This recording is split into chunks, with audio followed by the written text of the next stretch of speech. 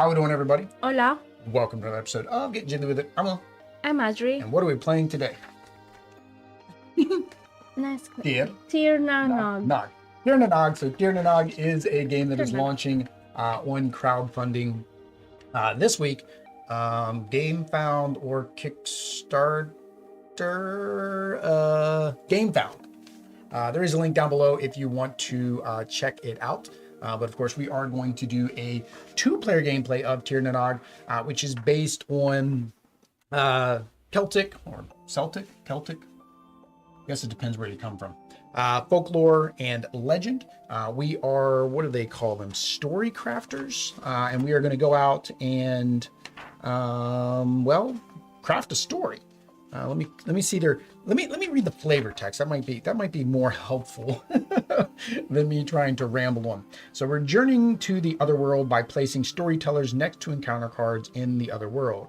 Then we select the cards next to our storytellers to add them to our saga, which is the grid of cards in front of you. At the end of 5 rounds, score each row according to the rules on its corresponding Gaze cards. I'm not sure the exact pronunciation of that. And earn points for having the most connected encounter cards for each color. Highest score wins. Here's the flavor text. That was just how to play. The flavor text. The golden path to Tir Na Nog is open once more, and the greatest Celtic storytellers have gathered for a once-in-a-lifetime journey to the Otherworld. When they return, they'll bring with them tales of creatures they met and the adventures they lived. Over time, those stories will become a saga, and the most epic saga will live on forever. All right, so that is what we are doing. So we are two Storytellers. There we go. We're storytellers with 3 storyteller workers, I guess. So I don't know our exact role. Maybe we're the chieftains sending our storytellers out. I don't know. But let's go ahead and flip over the camera and we'll give a brief rundown of the game. So there we go. We are set up for a 2-player game of Tir Na Nog, and we don't know why is that. But there are some storytellers here. Because we're two chieftains sending our storytellers out. We'll just call it that. So as you can see, we are set up for a 2-player game. 2-player game, you have your Otherworld there, and it is set up with 9 cards. Different player counts will have different amount of cards. 2-player also has the middle taken out as well. So the game is played over a couple phases. The first phase is we are sending out our storytellers. We can send our storytellers out and place them on any 2 connecting cards, as long as they are connecting to 2 cards and an opponent is not already on that card. So of course, things like corners are not good, edges are not good. Edges are not good because we're not touching 2 cards. Right? On the next phase, we will bring one of those cards back. We will add it to our hand, and then we will play a card from our hand. So we already started with 5 cards in our hand, and then we'll get another card, and then we choose what do we want to play, from our hand or from there.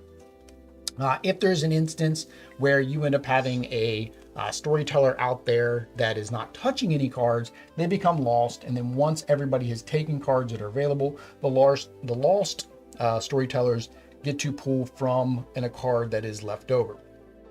Now, the objective when we're building out our cards is to build out our stories based on our objective cards. So the first objective card is always in play for everybody, and that is the region. Whoever has the largest of the 4 color regions for each region scores 8 points. The second place gets 3 points. So basically, if I have a red, I've got 3. Audrey has a red, then of course I've got the largest red region. I would score that, but then maybe Audrey has 4 blues. I don't have any blues, so then she scores for that. So that's the first scoring. The second scoring is based on these 3 cards, and they change. They are double-sided here. I'd imagine in the Kickstarter, they're probably gonna have a lot more variations of these cards. In this prototype, which again, we wanna mention everything here is a prototype, there's only 2-sided of these cards. So in your first playthrough, they recommend these. So these are the ones we're gonna go with. This first one here, basically you score each card that is not a duplicate of any card in rows or columns touching it. So for example, here we only get to score the 8 and the 2 because there's 2 7s in this row, so that doesn't count. There's no other 8s in this row or column, but there are 2 5s in the column, so you can't count the 5s. There's 2 6s here in the column. And then the only other one is in the row is 2. So the 8 and the 2, so you get 10 points. This one here, you score each card that is lower. So 6 is lower than 8, so you get to score that 6. 6 is the same as 6, no bueno. 7 is higher than 6, no bueno. But 4 is lower than 7. So of course you're going to be able to score 6 and the 4. And then the last one you get to score based on sets of cards. So here we have 3 4s. 3 4s get you 10 points, and 2 6s, and they get you 5 points for having 2. These don't have to be touching. They are just as long as they're in that same row. Now, as you get cards and play cards, they are going to have some special abilities that may activate immediately. They may activate during a particular phase, or they may activate at scoring. So example here, this one says saga phase. Immediately when your storyteller becomes lost, you get to immediately move them to another card. So that way you don't have to wait until the end of the game or the end of that phase to be able to pick a card. So you could possibly get first dibs on a card rather than having to wait. This one here says for scoring, it says add 1 to each card next to that card as long as it does not have a icon, which is I think it said in the rule book, it means extra. So an extra is if underneath the card, some of them will have a plus symbol, meaning that they get additional points. There are also ways where the cards can change colors and change values. That's what these tokens are here. So we can change their values and their colors. That is pretty much how you play Tir Na Nog. Again, this is our first playthrough, so of course we may make rules mistakes. If we catch any or the publisher catches any, we'll put them down in the comments. Why? Because I don't do Klingon subtitles. That said, we do need to determine who goes first, and how do we do that? With the 20-sided extra life die for Children's Miracle Network, because we support the niños with donations, and you can also support them with donations using the links down below. And the Nadis is giving me troubles today, so we apologize for that in advance. All right. Oddly's going to roll. I'm always odd. Oddly is always even, and Oddly is usually going to destroy the play area. So let's see what happens. I try not to. My storyteller is just boom. That is an 18. That is even. That means Oddly gets to place her storyteller. I showed you my cards. First, I didn't look at them. I do have to get all my storytellers back. One thing I'll mention right now with the components, these of course are the prototype. They just standard meeples. In the rule book, you'll be able to see that the actual pieces are more designed. So probably more based on Celtic designs, and they're like little, I don't know, I want to say they look like kind of like obelisks or statues or just symbols, because that's like a harp. This is a flute, so just a little bit more decorative. I imagine also they're going to have the normal, there's a first player marker. I imagine they're going to have these standard upgraded components like wooden pieces instead of the cardboard in a deluxe edition. But again, Kickstarter or Gamefound, gonna remember Gamefound. You can follow that to find out more. All right, so you got to look at your card, see what you got, see what you need to make. I got to check my abilities on the bottom here. Okay. Okay.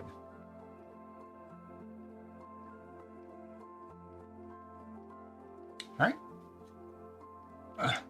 Nice. All right. So you just place the storyteller to touch 2 cards.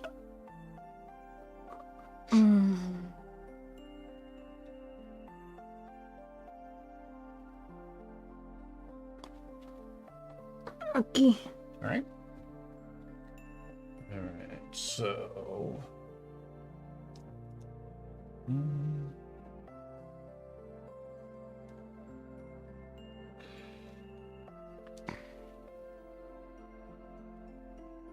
Do we place them all? You just keep, we place all of them first. So we just keep placing.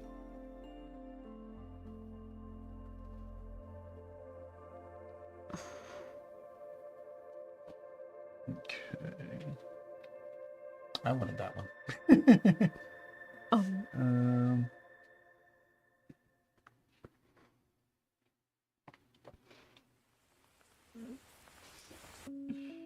There.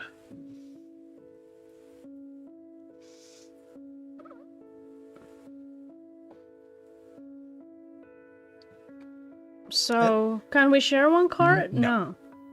Can I share a card with myself? No. So we cannot place more? Yes. Yes, we place can. One there, place one there, place but one if I there, place one here... No, you can share a card, yes. You can't be in the same segment, the same side that somebody else is.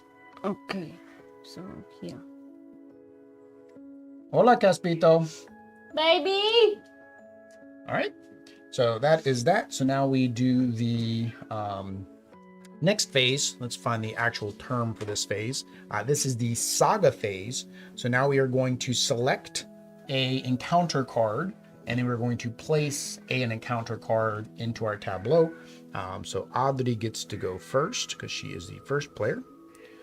So basically you draw one into your hand, and then you can either play one from your hand or the one you drew into your tableau, into your storyboard, I guess. Okay.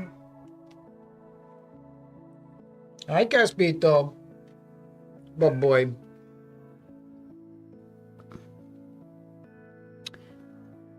So it has to be one that, one of your storytellers is touching. Okay, so I grab this. All right, bring your storyteller back with so you. they have to be placed in that order? No, not in this order. No, I mean, not in that order. Yes, wherever like you this. place them, they have to stay, and you cannot move them unless a card lets you move them. Okay. So that's where your decision is where do you want to place your first card based on your scoring rules that are down here. So this has to be always the first. Ignore the pictures. The pictures are just examples for the scoring. So you want to place them on any of these three rows next to the left. You go left to right to build your story, right? Because you're building a story left to right. Exactly. So I cannot place anything before that after. No, you have to place this has to be the first card. Yeah, on the left. And then you build your story to your right based on your scoring conditions, which is going to get you the most points. So your choice is, do you want to start at the top? Do you want to start on one of the lower ones? Oh, I see. Right. So what's the highest number, Ocho? I don't know what the highest number was. Sorry. It's probably either 8 or 9. So this I have is not seen anything higher than an 8. This is my bottom. All right, so you put it right here. Here's your bottom. That should be on the screen. Yeah, it's on the screen. Right. And then I get to draw a card. So I'm going to take the 8, and I'm going to put that on the bottom as well. I don't think it matters where my worker ends up.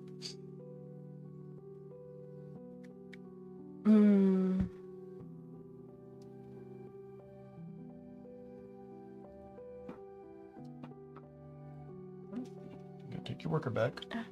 Okay. All right, and then you place your next one.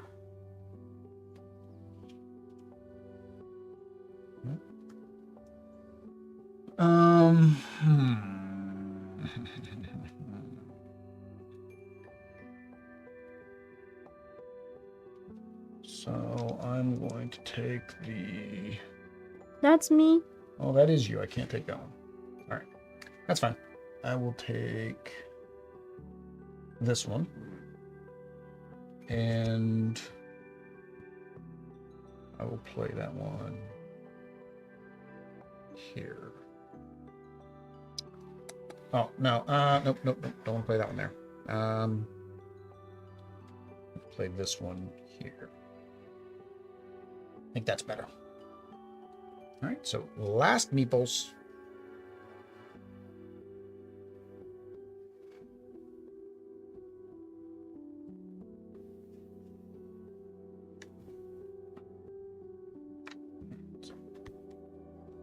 This one. So do I have to play that one here, or can it be here? Wherever you want. You just cannot go more than 5 in a single story row. So I placed mine here, and then this is ongoing. Add 3 that is 0. to her. Well, it's got the plus because her ability is add 3 to her for each different color next to her. Currently, she has 1 color next to her, so she gets. So she goes to a 3. These are all double-sided, so I got to find a 3. There we go. So she is now a 3. See how that works? All right. So discard those, and then we need to... Discard those. Yep, these get discarded. I become first player. And we got some new fancy schmancy things going on here. I don't know if there's a proper way to refill the table, but I'm putting cards out. All right, so that is our new storytellers, and then I get to go primer. All right. I need a. All right. So it's this one. So some of the text, unfortunately, this is a prototype, so some of the text is cut off of these due to the way that they were cut. So I may be a little bit hard to figure it out. Okay, so this one is saying that you add 1 for each card to the left of it. So the further down you have it in the row, he gets more points based on that. There's another one up there, so he does the same thing. What's that one? When played, deduct 1 from each card next to that one. Him. Cards with an plus, yeah, the plus extra. Ignore this effect. Okay. Dang it. The card I want isn't going to help me. The card I want doesn't do what I want it to do. That's fine. I'll do that for now. Okay.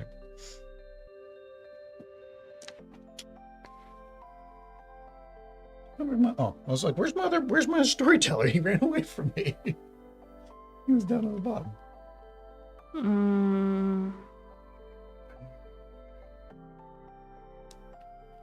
The numbers don't have to be in any order. Right? Just for scoring, yeah. So like, for example, the bottom one, you want it to be low, or the bottom one you want it in sets. Oh, dang it, I put these in the wrong spot. Lo siento, un momento. I put these in the wrong spot. I'm trying to go from high to low. These are supposed to be my high to low, guys. I apologize. So I'm just going to switch these two. Oh, so this is... So mine should be here? Yes. No, because then it doesn't fit in here. I think that's a thing with these cards. Again, prototype. Don't know if these are going to be slightly bigger, like tarot size, so that they're the same size as the cards, or if these will be slightly smaller so they fit next to them. Oh, I see. Because in the rule book, it shows them the same size. So I'm thinking it's a prototype, and in the final version, they'll be the same size as the cards. So score the sets of cards of the same value. Okay. So that's I messed up because I put them in the wrong order. Because the bottom one is sets. I had these two mixed up. Honestly, I could have just instead of switching my rows, I could have just switched my objectives.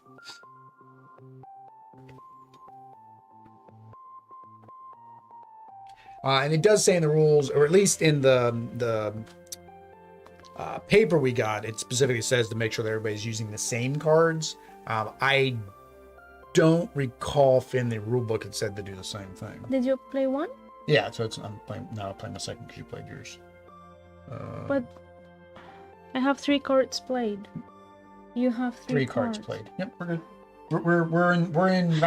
Oh, see, right. Yeah. We're just choosing cards. We're just choosing. We're hoping that we can choose cards. Hoping we can choose cards. Just... All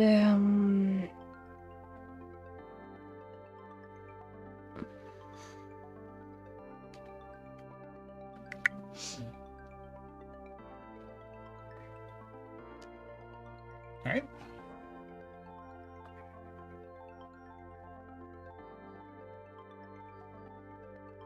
Oh, and so for the connected colors actually count top, bottom, left, or right. Yeah. So you can actually do so it. It could be red here. Yeah, so it's a region can be a lot bigger than I thought it had to be a row, but no, it could be as long as you're touching. All right. So I get to go first. So I don't want that basilisk, but I mean it's what it is.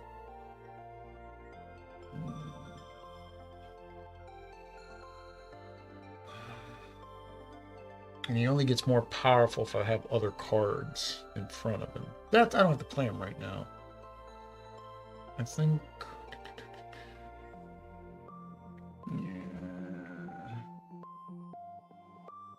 Yeah, I'll take the basilisk. Or I'm sorry, I'm thinking basilisk because I'm thinking, big snake, and I'm thinking, Harry Potter.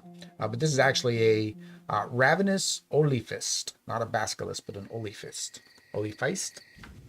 And then I have to play a card. So So I'm going to play this 3. And so now I played Bruna Boni and Journey Phase. Once per round, you may place a storyteller in an occupied space. So with him, I can actually now play my one storyteller in the same spot as Audrey's storyteller. Okay. Tir.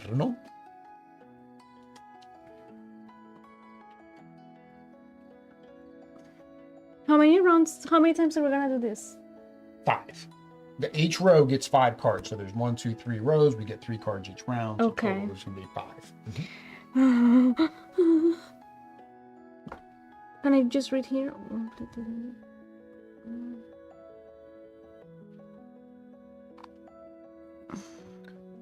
I do need to check something because it says you should have the number of cards based on the number of rounds. Were we supposed to? Should we have discarded? Why did you place it already? I'm lost. Because you take a card, put it in your hand, play a card. I don't think I was doing that. Yeah, you were. You have 5. You have 5 cards in your hand now, right? So let me double check. Okay, I'm sorry. Step 3, cleanup. All players discard a card from the hand. The number of cards in your hand is equal to the number of rounds left. Okay, we should have discarded 1 card last round. So look at your hand and discard 1 card. No, ninguno. You don't want to discard any of them? All right, well, I'm discarding that 6 from last round. I forgot to do that. I'm about to say, I was like, I remember there's something in the rule that said we should have the number of cards based on the rounds left. All right, Audrey's trying to decide what she wants to discard. I am going to take un carta. Take this 3. And I'm going to play the 3. Puka Bog. Puka. Going to take this. Ouch, my shoulder. Your shoulder. The 6, and I'm gonna place it here. And you're gonna play the 6. Stop making a red zone. I've already got a red zone of 3. Right. I started with the red zone first. I'm gonna take this 3. And my meeple. No, that's yours. And I was gonna take your 3 and your meeple. Dang, I didn't want the 7 really. I want that 7. That's fine. I'll play this 3 instead. All right.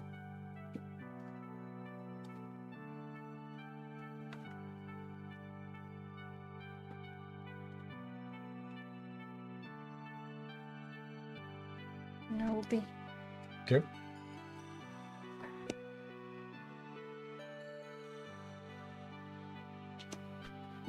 All right. Clean up. So we need to discard 1 card. So I'm going to discard. Nope, not that one. I'm going to discard the dos rojo.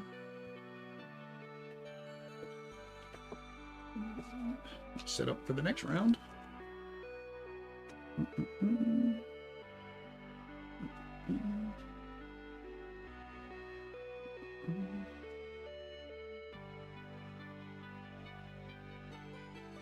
So you're there, and Audrey gets to go first.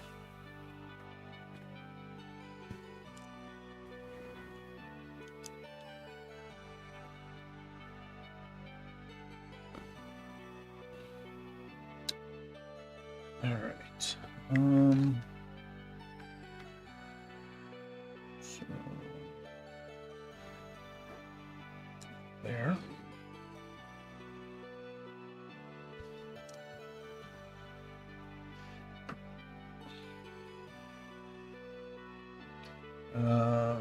Here, and I can do that because I have him. He allows me to place a storyteller in an occupied space. Oh, I see. Muy powerful.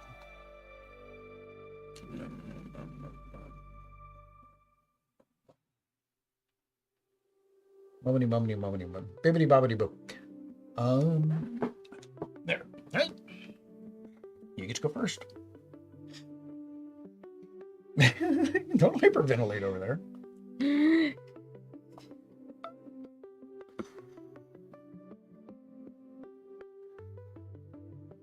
Oh, Casper. Get your storyteller. And me too.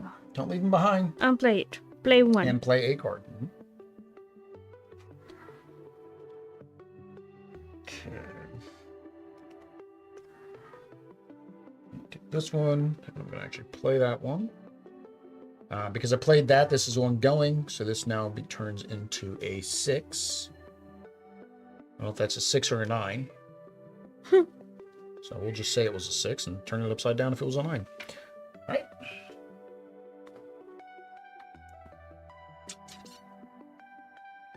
That is the Puka marshland. So the yellow is the Puka, I guess. Blue is Selkie. So I guess they're different regions. So blue is Selkie. I don't know what. Red is Fommoir. Fommoir? I don't speak, unfortunately, Celtic, so I'm probably getting those wrong because I'm trying to put either an English or a Spanish accent on it. Take your pick which one is more incorrect. All right, so I'm going to take this tres. I'm going to play this tres. So I just made maximum points on my bottom row. No, Mama. Oh, because you got a 5 in there at the beginning. Yeah. You need to at least get another 5 in there so you can at least get some points. Or a 6, no? Well, no, a 6 would get you, yes, but then this would be worthless. So you need at least one more 5. But I am making also the color. See, but again, towards the end of the game, you're going to want to make sure you get whatever's going to get you the most points. And what's going to get you the most points here is going to be either one more 5 or 2 more 5s and 1 more 6 or some combination, right, of just 5s and 6s. Yeah. And that row, I don't think you ever want to do more than 2 numbers. Because 2 numbers at least will get you 15 points. So, and if you do, well, I guess technically 2. If you did 4 6s, you'd get 15 points as well. So it kind of works out the same. Is it my turn? See. All you got is a 6. Oh, hola. Hola, 6.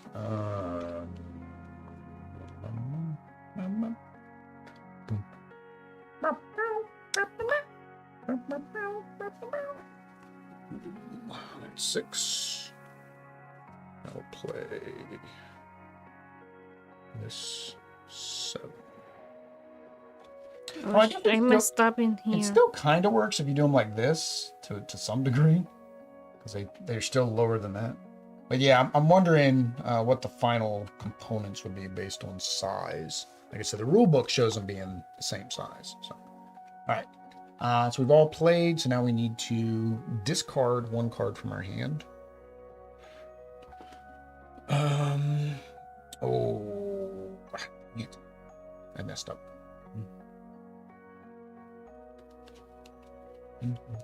I will have 2 cards in my hand. Is that okay? Yeah, so you should be at 2 cards. I think I'm gonna get rid of my basilisk, or I'm sorry, my Olifist. All right, so get rid of that and that. I become first player. Ooh, it's a pretty horse.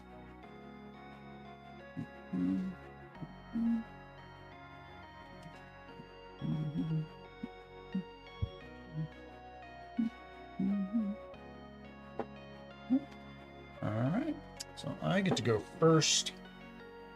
I want to be. Oh, hang on. There's abilities. Charge water kelpie, or no, change water kelpie to a 2 when he's next to a green card. Okay, so he goes down to a 2 if he's next to another green card.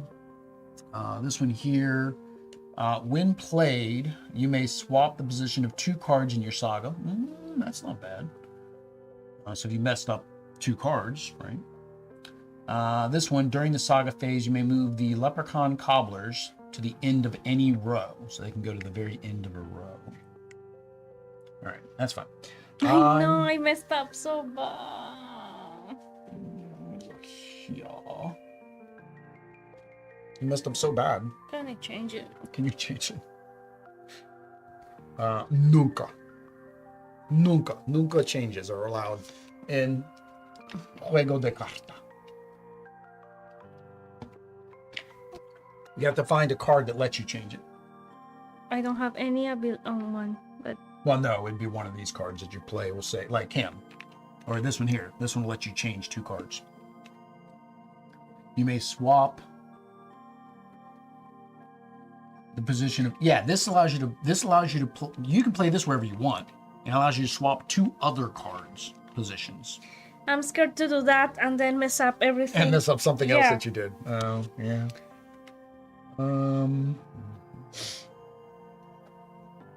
I feel that I would do that.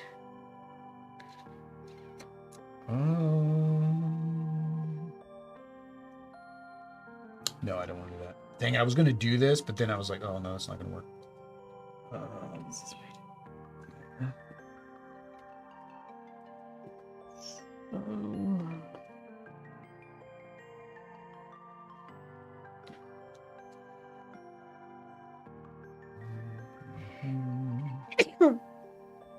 Salud.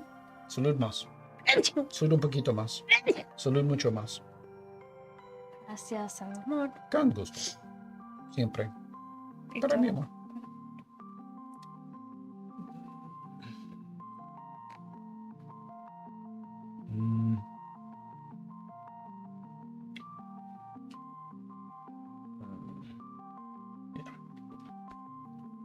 Okay. I was trying to think, do I need that 5? No. So I don't know. I can't. Yeah, again, you may just get a card and it just becomes your discard card. Discard card. So okay, so it does not matter. I place it. Yeah, that's fine. All right, so then I get to take. So I'm going to grab this. And I'm But going to... is that mine? That's me. Oh, your meeple was there? Oh! So I'm going to play this aqui.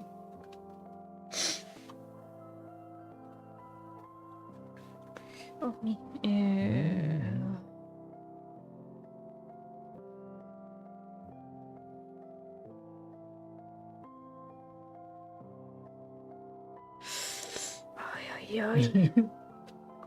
You may move this card to the end of any row. Oh, that messes me up. Dang it. Oh, no, that wouldn't be a different color. Okay, I'm still good. I forget the next 2 counts up, down, left, right. So this one here, Amor, because it says add 3 to each different color card. And for high to low, I don't want her to go above an 8. So I'm like, I have to make sure that I put a color next to her here that she's already next to her. Oh, actually, does this count though? See, this is a different color next to her, but is the different color a different color than her? Now I'm wondering, I don't know. And there's no FAQs in here yet. So I'm wondering if red counts as a different color because it's a different color card that's next to her, or does it just need to be a different color? Oh, here we go. They do have an FAQ. What is this one? Kalichi's Crag. Gets +3 for a color that is next to for each of the 4 colors. Oh, it is. If it's next to all 4 colors, it gets +12. It does not count next to itself. From +3 from red. Oh, dang it. I messed up. I didn't know that. Okay. She's 9. So that ruins what I was doing. Why? 1 color, 2 color, 3 colors. For each different color next to her, she gets +3. This is not different than it's different color of the 4 colors. Oh. So she can be 12 total. And I didn't realize that when I put her here because I wanted her to be less than. I should have put another blue one here. Oh well. I can still solve it. I can fix it, but don't worry. Okay, so you went? Yep. Okay. Well, no, I can fix it with the leprechauns, I think. All right, so with this, I can swap the position of any 2 cards in my story. So I need to put a 6 here. I don't have a 6 yet. So I have to play a 6 first. Or no. Hold on, I still gotta play my card. Alright, so put that there. Okay, and then you went. Yes. You played the card already? Yes. You have a lot of red over there, young lady. I don't think you need to go that big on red anymore, because I've only got 3. No, I might stop. Okay, so I'm going to do this. And I can switch any 2 cards. Roll me more. I haven't gone yet. I haven't. It's supposed to be. I can't play him. Oh, okay, I'm not ready to play him yet. All right, so because I need one more card. Okay, I think I'll play him last. All right, so I'm gonna play Dagda's Hearth, and it says add 1 to each card next to. Oh no, I don't do that. Hold on. Don't want to do that. Question is, do the cards go back down when they're moved? They would have to.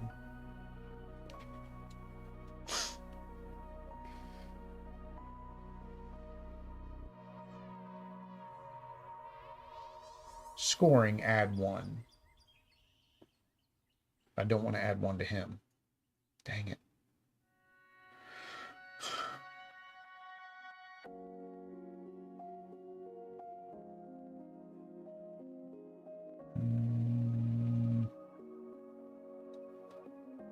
Oish. Never mind. No, I don't want to do that. I think I'll play that one instead. All right. So you're making a big blue there as well. Kind of. Wasn't my intent, and now. So this is just any color of the largest and the second, yeah, on the second largest.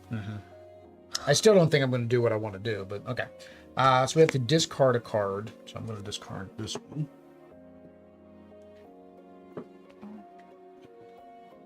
Discard a card.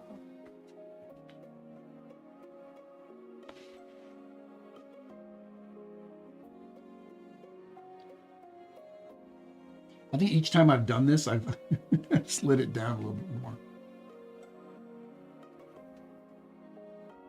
All right. Oh, all right. So this is the last round because we'll be taking our last 3 cards. And it is possible to have, you can't have more than 5 cards actually in a row because there may be a card that allows you to move a card anywhere, which could make you have 6 in a row instead. Similarly, you could it could have, say, move a card to another spot, which does not follow those limitations. So you could actually have a hole in your tableau as well, but then your next card would have to go into that hole. All right, so Oddity gets to go first. Okay, so yeah, I got to get this out of here. That breaks that one, though.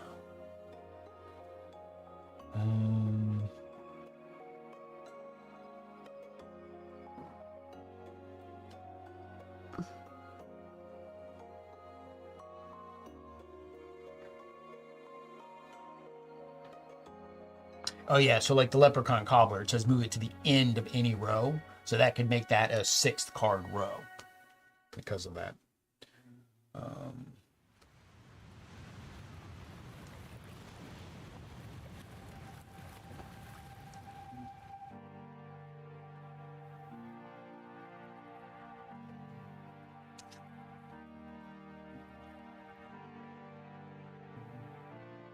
Bad thing is I'm doing better on this one going in numerical order than I am on this one.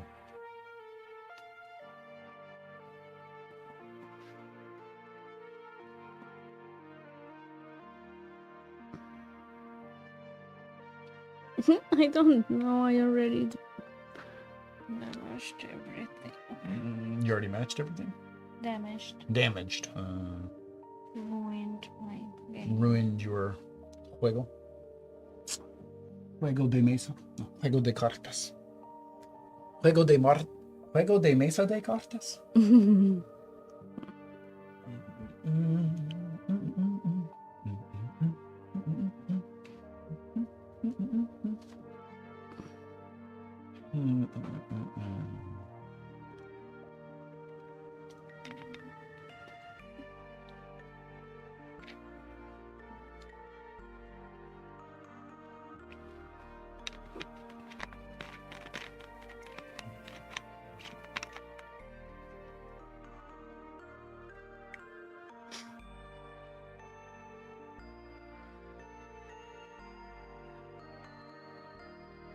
I could have put it on top of one of yours, but I don't think I want to.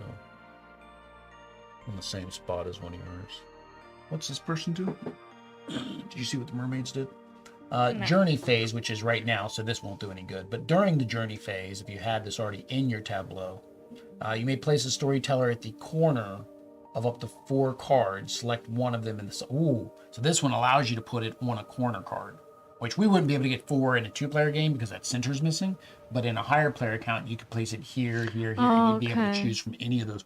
That's actually a pretty good one if you can get it early. The problem is it's a 2, so in some of these, you wouldn't want that 2 that early in your row. Oh, we're choosing now. Yeah, we are choosing now.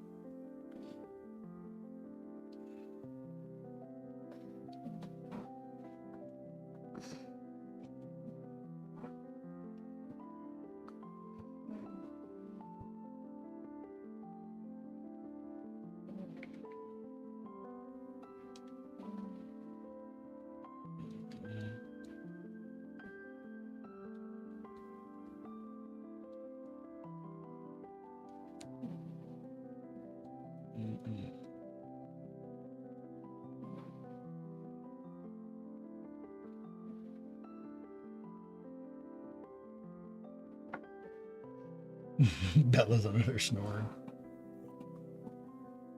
Maybe.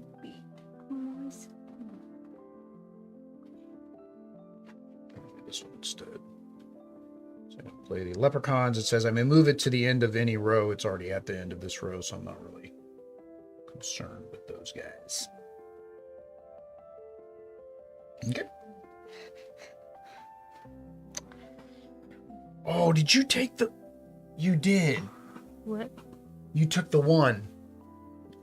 Yes, I did. Oish. I needed the 1. Oh, I'm sorry, mi amor. I needed to. That doesn't help me.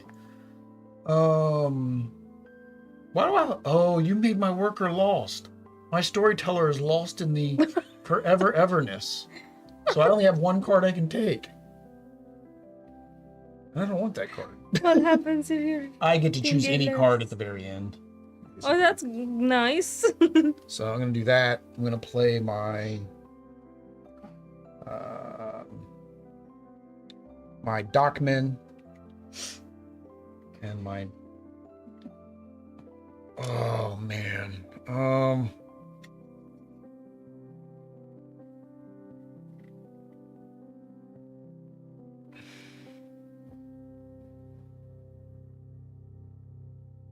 The problem is my dock.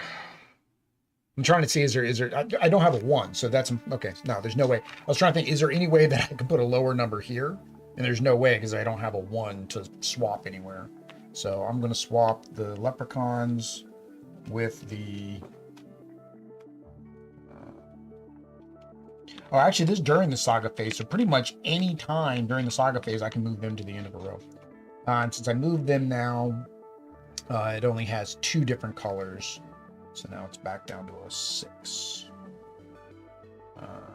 8, 5, 4, 2. Okay, so I'm back in my numerical order there. I got that.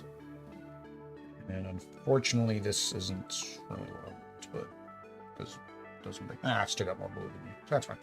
Okay.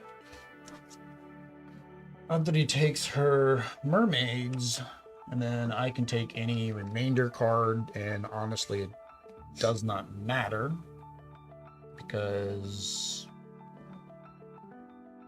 Yeah, it doesn't matter because none of those cards are going to help or hurt me. Yeah, so... On discard 1? Well, this is just the last card that shows it's the last round. So the discarding the card kind of adds a little bit of strategy, it looks like, but it's kind of a round counter because you would discard this and open no more cards. That's fine. Since I can't do anything with this, I guess I'll take the 8. Oh, that's right. I can change the color. Oh, that's new. Change the color of her to the color of a adjacent. Is that what it says? Yeah, to a card adjacent to. Oh, that's actually nice. More of that one you could change the color of. I didn't realize that. And she doesn't help me because she'd be next to 2 greens. So I'll just go ahead and do this one here since I kind of already screwed up there.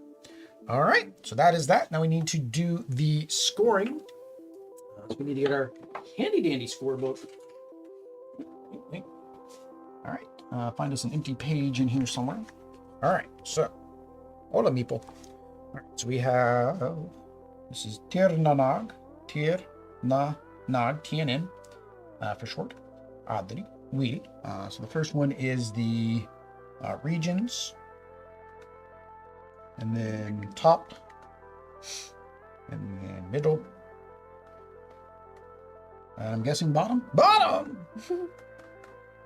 All right. So first one is regions. So the largest blue region is me. I have 4. Oh, that's per color? Per color. Yeah, each color. No. For each color. Oh, for each color, the players. You didn't realize why I was still trying to make regions with the other colors? I thought it was just whoever had the largest of a color out of all the colors. No. Okay. Okay. We'll see them though. So you have the biggest blue. I have the biggest blue. So that is, what is it? 8 for the largest. 8. So I have 8 for that one. Red, I know Audrey's got red, so she gets 8 for that. Yellow, I have 2. I have none. None, so I get 8. Oh, hang on, but you're second, so you always get 3. So I get 3. And then for yellow, I get 8. Audrey gets 3. And for green, I have 3. Audrey has 2. So I get 8. Audrey gets 3. Although, do you get points if you didn't make a region? No, you didn't make a yellow region, so you don't get points for that. No. Yeah, so actually you'd lose one of those you don't get. Okay. All right, so then the next one is scoring the top row. So the top row is with no other cards of the same number in the row or column. So I got 7. The 6 would be 13. 5 is 18. You add those? Huh? Oh, no, I don't get the 6 because I do have a 6 in here. Dang it, that still messed me up. So you have to add the number on the card? That's the score? Yes. So so you have to look in the column and the row. So I have no more, yeah, I know that, but I don't know what score. So you don't count 3 because you have 2 3s in your column, in your row. So 3 doesn't count. 6, you have 6 in your column, so that doesn't count. 7's good. 3 counts. So 7, and then 2. So you have 9. And then for me, 7, and then the 6 counts. Oh no, 6 doesn't count because of this one. 5, which would make 12. And then 4, which would make 16. All right. So the middle is you count each card that is lower than the previous card. So the 8 doesn't count. Your first card doesn't count because it's not lower than what's before it. Okay, so you have... So 5, 9, 10, 11. 12. So Audrey has 12. I have 11. And then in the last one, you count for your sets. So I have a set of 5. So I have 20. I have a set of 3, so I get 10. You have a set of 3 and a set of 2. So you get 15. Oh. All right. Calculator. I think now you understand the... I didn't know that you would add the number. Yeah, it's the number. I thought there... And I thought the number was only to... Yeah, the only one the number didn't match was this bottom one, which is why I used such a low number down there, because that one, the number didn't matter. The other ones, the numbers mattered. So you wanted to have as high as you could in those numbers. Okay. So 3 plus 8 plus 3 plus 9 plus 12 plus 15. 50. 50, and even 50. 8 plus 3 plus 8 plus 8, 16, 11 plus 20. Plus 20? Uh-huh. 74. 74. That means Will gets the extra life medal. Para the victorious. So there we go, guys. We're going to go ahead and flip over and do our first impressions of Tir Na Nog. All right, here we go. So our first impressions of Tir Na Nog. So of course we do again want to remind everybody this is a prototype. Things are subject to change. Arts, rules, graphics, components, so forth and so on. So the first thing is the components, which is your art, your graphics, your colors, and what they're made of. What did you think of the components? Or what do you think as a Kickstarter, you hope they improve on the components? Well, of course, the fact that they are, the text miscut. Yeah, the miscuts. The art? The art, I don't know if you noticed this, know. but with the art, and when you line them up, they actually make a scene. So when you have Selkie Bay, Selkie Shore, Selkie Heaven, Selkie Cove, when you line them all up, it actually makes a scene. Selkie Grotto, Selkie. So when you do all the numbers in order, it actually makes a scene. Did you notice that? No. So that was actually really cool. So in some of these, because you're wanting to get them all in order, if you do, it actually makes a nice scene.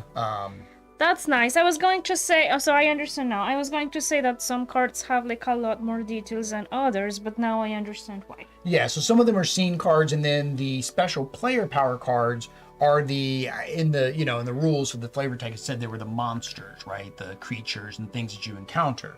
So most of those cards have some kind of, art on them as well. I like it. It's really neat art. It's a very unique art. The graphics are really good. I do like the reference, the examples being on your scorecards. Yes. Because it makes it real easy for you to just keep glancing to do it, as long as you remember to look at it.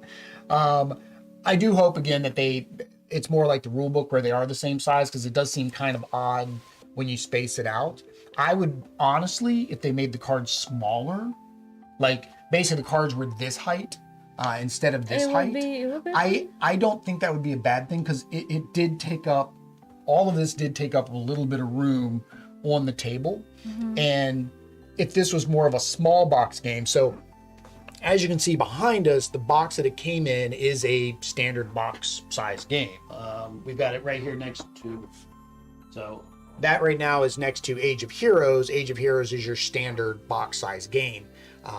This is just cards. So I don't know if it's because they're going to have a lot more cards, expansions, custom insert, what it's going to go inside of it when they deluxify it. But I think if this was a more compact box and the cards are a little bit smaller, that'd be great, because this does seem like a game that you could just take somewhere, pull out and play. The tokens and stuff, right? If they make the deluxe version with wooden tokens, love that. From the rule book, I do like that the meeples, or your storytellers, are going to be like unique styled tokens. They're not really even going to be meeples at that point. They're just going to be unique style tokens. I think that's going to be kind of cool. But yeah, overall, the components are good. Normal, I mean, even this being a prototype and the miscuts, I imagine, one of the stretch goals will be a little bit thicker cards, but even these aren't that bad. I was able to riffle shuffle them easily, perfectly fine. No problem there. The text, I'm kind of hit or miss on the text, because from this distance, because again, it does take up a little bit of room to get these cards down, the text is a little hard to read at a distance. So I know in the rule book, it says what all the cards do. So if the text is going to say that way and they have no way to really make it pop out, like either some kind of text box or something like that, then I hope there's a player aid card for each player. One side has all of the maybe abilities, and then of course the other side is your normal turn movement phase like thing. So other people can reference it versus a rule book. Anything else? Components? No. It's a prototype, so I'm guaranteed they've gotten feedback, and probably most of these might already be changed. Next is the mechanics. So I wasn't thinking it was much set collection, but because some of the scoring conditions is to get a set, and you are trying to get a run of numbers, and that's very common with a lot of your card games, especially with numerical card games. What do you think of that, and placing the people and taking the cards? I like that you can choose what you want to mark, kind of. Yeah, mark. what you're trying to get. Select, yeah. And hope somebody doesn't take it from me, like you took the it. one from me. But then you have three workers that you can place at once. So I mean, in the one same round. Yeah, so and that's very strategic too, to make sure that you do take the card that your opponent needs. If you both put, like, that's the other thing, you can see where I put a meep when you're like, oh, he must need one of these cards that's touching it too. I might want to take that card first. Right. But you don't know which one because it's touching two different cards. So I like that. I like that. The special powers, I think that's really unique because you can move the cards around and manipulate how it does. It did end up screwing me up. What I should have done was waited until I had done something else. Maybe put the wrong card here and then swap these because I did cost myself a couple points. A lot. I used this one, which was the swapping two cards. So I did that one. I didn't use the leprechaun. I did her because it was an ongoing ability, so that just happened. I did use the journeyman once, where I could, during the journey phase, I was able to put on your spot, on the same spot, because I wanted that same card. So no, I like that too. That was very unique. I do like that the rules change, and even the rules to a small degree change based on the player count, which, I mean, we'll go into player count. On the regions, the only difference on the back of the card for the higher player count is that third place also gets some points. I don't get this. I mean, I know it's for solo. For solo, when you play a solo game, to beat solo, you have to get 22 points in that single card. In solo. So they got the solo score on the bottom. And then I do like that they're double-sided, and that there are two different scoring conditions. I do hope that in the Kickstarter they add more, like for stretch goals, you have more of these types of cards with more options. I imagine they will, because I feel like the game could get very samey if all you had to choose from is two different tops, two different middles, and two different bottoms. Right? I mean, you can mix and match, but I feel like the game would get samey if you don't get a large variety of challenge cards. Yeah. Right. Anything else with the mechanics that you like? Or didn't like? No, I liked everything, actually. Yeah, I don't think there was anything I didn't like. I mean, it made sense. It I worked. love that. Does it go here? Yeah, that it was a good length. Yeah. Yeah, because right now with Teach, with Tell, with us rambling right now, it's been less than an hour. The box, I think, says 30 to 45 minutes. Is what the box says. So the box does say 30 to 45 minutes, and that's about, and it's unique for us to finish a game in 30 to 45 minutes during a live stream, because I think we started about 15 minutes late too. So we actually finished it in 45 minutes at 2 players. So again, they're right on the money for the game length. And I think the more you play, the quicker you'd probably get at the game. Now, we didn't go through all the cards, so that's the same thing, is you've got a lot more cards that we didn't even get to see. Whoops. I had an avalanche. But there was tons more cards and tons more abilities. Like this guy here, you may move any card in your saga to the right of him. For scoring, you may change his location, or you can change him to a 5, because he's currently an 8. So there's lots of variety in these cards. So I think that adds a lot of replayability there, which is why I said I hope they add more replayability with the objective cards. I already found a cute puppy dog. Cozy de Kenner. I don't speak this. What's his ability? Add 1 to him for every other card in your saga that is a 6 or higher. Okay, so that one you're kind of trying to get as many as possible. This kind of reminds me a little bit of like a Fantasy Realm style game. I was thinking of that too. It reminds me of Fantasy Realm because you're trying to get the best combo of cards. The difference is you're trying to get it based on an objective and a tableau of 15 cards. Whereas with Fantasy Realms, you have a hand of X number of cards. I can't remember how many you end up with at the end to do the same thing, get that maximum scoring effectiveness, right? So I think that's kind of unique how it's similar, but it's different. Yeah. Right? Difficulty. What did you think of the difficulty? I don't think it's difficult. Yeah, I don't think it's very difficult at all. I think the total overhead, again, is like most strategy games, is figuring out that optimized puzzle and realizing how to best plan. So there could be a little bit of analysis paralysis on that because the person trying to plan how to do their cards. However, because the game isn't reliant too much on what the other player did, because you've already made your action selection by putting your workers out, your storytellers, I think you could, while that person's trying to figure out which card they want to play, just go to the next person.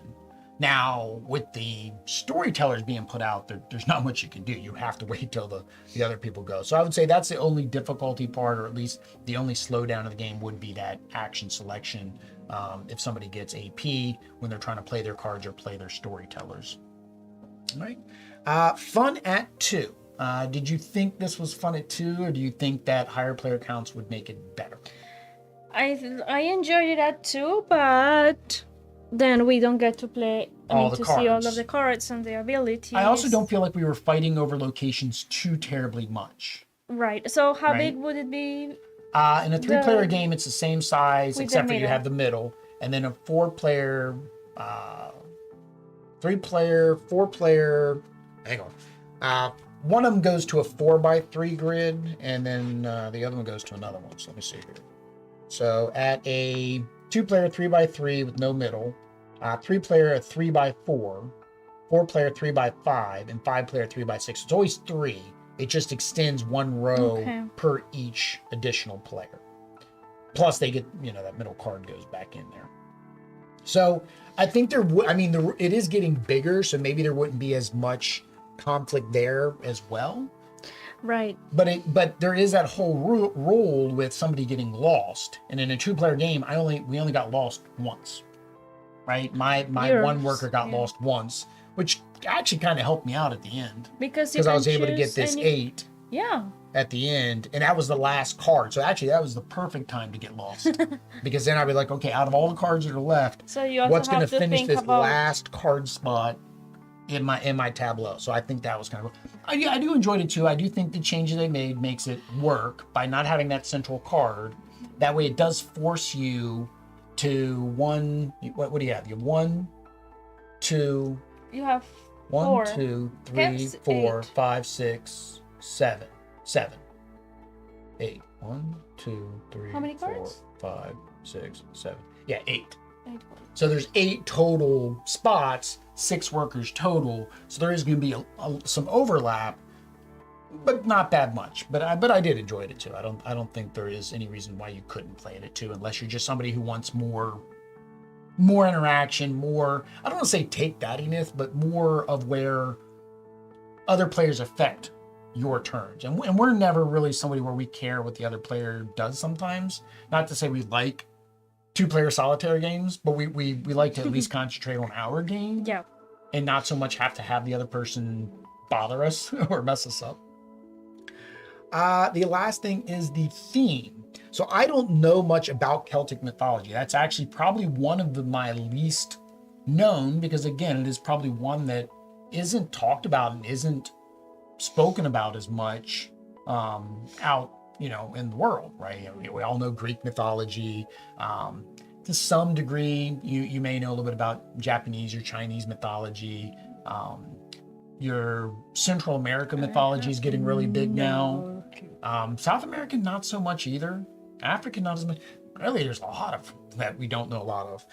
But the theme is that. So I think from a thematic point of view, I can't say that I feel the theme just because I don't know the theme. But it does make me want to learn more about the theme, right? Learn more about all of these things that are being written about. Like the only one I know are leprechauns. Like that's the only mythological thing. And maybe we could go through a couple other ones. I might recognize another name, right? I don't. You don't? Well, you know leprechauns. No. Leprechauns, they're little shoemakers. Okay. They steal or they make shoes. They steal things, they make shoes. And leprechaun also has the pot of gold at the end of the rainbow. They're lucky and all that stuff. Oh, right? That's for the mascot on Lucky Charms. Yeah, usually St. Patrick's very big. Yeah, leprechauns for that too. But again, that's not their original thing. The original thing is they were shoemakers. But again, want to learn that kind of story. So the theme is interesting to me. I would like to play more games with this theme and learn more about this mythos. I do see where we're going out on a story and we were bringing back the story so we could tell the story, and the cards do kind of fit with the things like that we found and seen on our journeys. But how did you feel about the theme? I mean, for the storytelling, I would Maybe if there expect was flavor something. text. I would expect Yeah. a story to come out from these objectives. A story Yeah, in the objectives. like, See, I would expect or the story maybe- on the flavor text. Like when it's talking about Selkie Bay, have something on it that talks about Selkie Bay, like a little thing that says, Well, Selkie yeah. Bay was known as blah blah blah, or a little bit of flavor text. Yeah, but like if I am organizing This this way, on these names, yeah. So this is the wanderings so of what story is that Oasis. going to see? Like if it would be nice if we would make a story, or maybe we can. I mean, if you know the theme, you might. I think the only I problem don't with know. trying to make the story where it fits in order is kind of hard because you don't have to put all the blues together. And what if the blue Right. tells one story? I know right? it would be hard to make, but it would be nice to have something that would make it. It would be actually, I don't know. Like, don't we have something like that? What? That the cards together make a story, or was that one of that game that we That was played? that was the picture picture game game? where we were playing Okay, the well, Hollywood I don't know. motion pictures, the button shy. Little button shy When game. you said storytellers, I thought that was supposed No, but that is a good point you said on the challenge cards. The challenge cards have names, right? So this is Fionn and Solomon of yeah. Knowledge. Who's Fionn and who's Solomon, right? Like have a little even flavor text Yeah, on that these would be nice. Like maybe you can't put it on the cards because again, if you put flavor text on the cards with, say for example, the Kailich Crag, you kind of don't have much room to put the flavor text here, or maybe even put the flavor text in the rule book. I know a lot of them do that, and that might be something in the Kickstarter campaign. They might have like a little book that talks about the different mythos they go through. So that's the only thing with the theme. The theme I think could be really interesting. I do want to learn more about it, which is the reason I'm saying give me more info about it. Mm-hmm. Now, they may put it also in the Gamefound updates. So they might be putting it into the updates. The only reason I dislike that is I'm not going to go back to the Gamefound page to read those updates a year and a half from now when the game delivers. Okay. It's better if it's in the game somehow. So, but again, that's a minor thing. I do like the theme. I don't know if the theme comes through just because I don't know enough about the theme. Does that make sense? Yeah. All right, so there we go. That is our first impressions. If this looks like a nice little card game for you and you would like to play it, well then of course you need to click that link down below, go to Gamefound and pledge when the pledge manager, or not the pledge manager, when the campaign goes live on the 28th, which is 2 days from now. If you want to watch more Kickstarter Gamefound content and help the niños, what do they need to do? Donate to Extra Life para los niños. Subscribe. Yeah. Activate notifications. Do that, definitely. Follow us on social media. All that that stuff. Until next time, guys. Adios. Peace.